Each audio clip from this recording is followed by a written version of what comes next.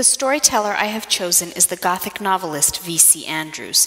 Cleo Virginia Andrews was believed to have been born on June 6, 1923, in Portsmouth, Virginia, to William and Lillian Andrews. During her teen years, Miss Andrews fell down a flight of stairs and sustained major spinal injuries. As a result of both arthritis and failed surgical procedures on her spine, most of her life was spent on crutches or in a wheelchair. Miss Andrews' professional writing career began in the 1970s. Some of her better-known stories include Flowers in the Attic, the first book in the Dollenganger series, which was published in 1979.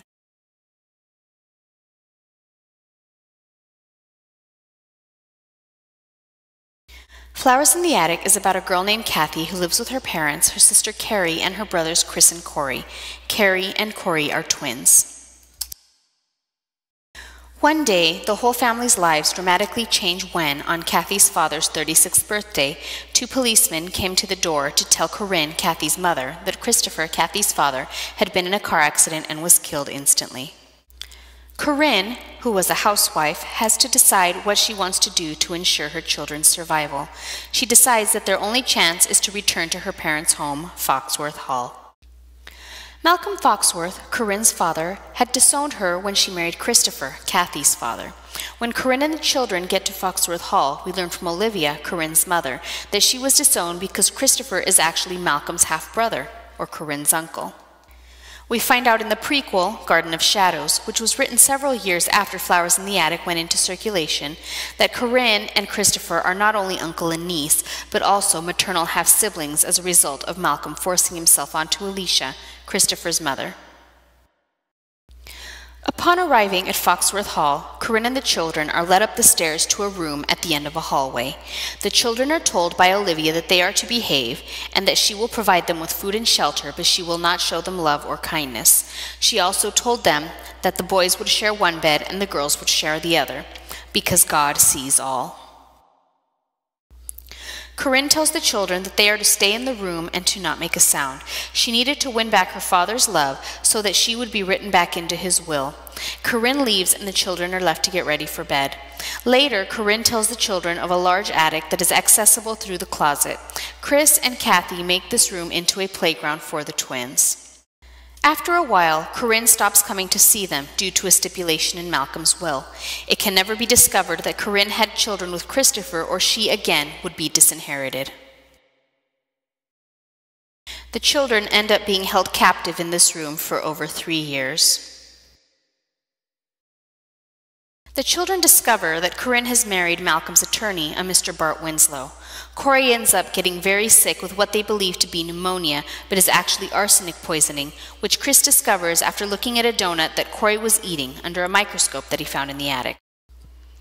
Slowly, Chris, Kathy, and Carrie are able to escape after putting away money that Chris and Kathy were able to steal from Corinne's suite.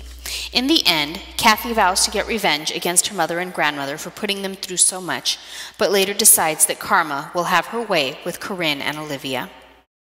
The subsequent books in the series, Petals on the Wind, If There Be Thorns, and Seeds of Yesterday, go on to tell how life was for the remaining Dollenganger children. As a result of malnourishment in her younger years, Carrie was never really healthy growing up. She ends up committing suicide by eating arsenic-laced donuts. Chris does go on to become a doctor. He and Kathy do end up married, regardless of the fact that they are siblings. Kathy does become a ballerina. Flowers in the Attic was made into a movie in 1987 and starred Christy Swanson as Kathy, Louise Fletcher as the grandmother Olivia, and Victoria Tennant as Corinne.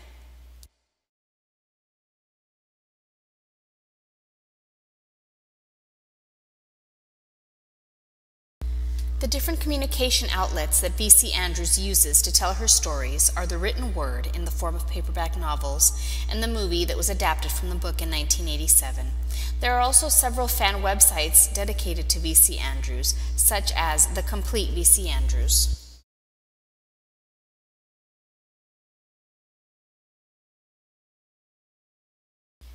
V.C. Andrews died in 1986 of breast cancer, 1 year before Flowers in the Attic was made into a movie.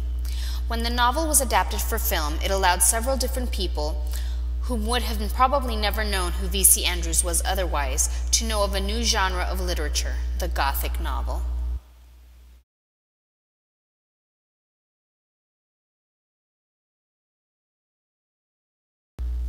The messages applied in V.C. Andrews' novels do qualify as an example of transmedia. Today, thanks to the wide selection of electronic portable devices, not only can one read her novels in the forms of e-books, but one can now stream the movie adaptations of Miss Andrews' books, to which to date there are 2, over the internet. One can also download the movie and watch it on their computer or tablet.